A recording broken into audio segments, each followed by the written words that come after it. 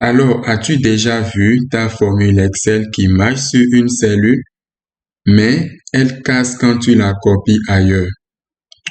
Aujourd'hui, je vais te montrer un tout petit secret. Quelle est la différence entre valeur relative et valeur absolue?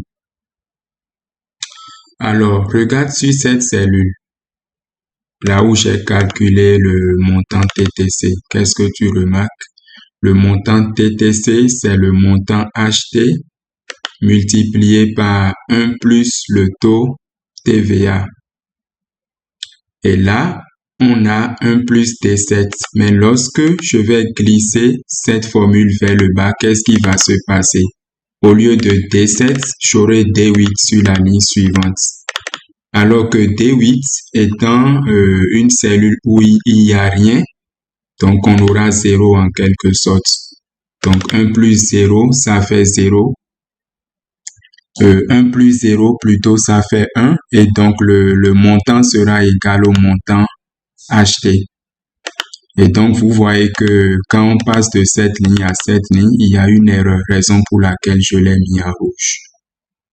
Et donc passons au deuxième tableau. Donc sur le deuxième tableau, j'ai fixé des dollars, ce qu'on appelle référence absolue.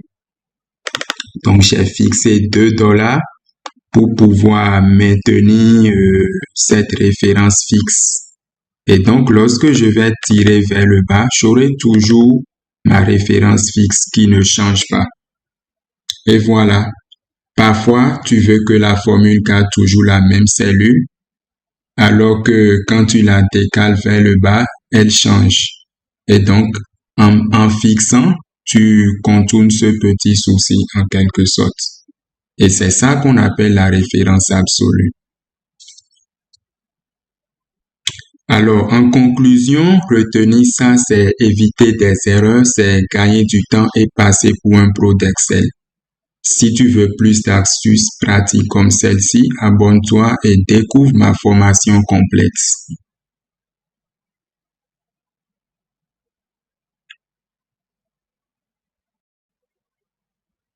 Alors, as-tu déjà vu ta formule Excel qui marche sur une cellule, mais elle casse quand tu la copies ailleurs?